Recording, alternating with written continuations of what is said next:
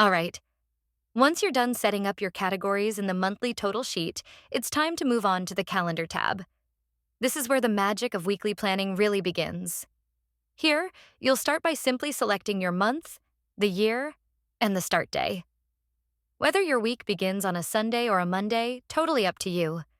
Once you do that, the calendar below will automatically populate with the exact dates for that month. This visual layout gives you a super clean view of your entire month week by week. You'll also notice that each week is separated clearly on the left side, which helps keep things neat and lets you track your spending on a weekly basis. The best part? These dates aren't just for show.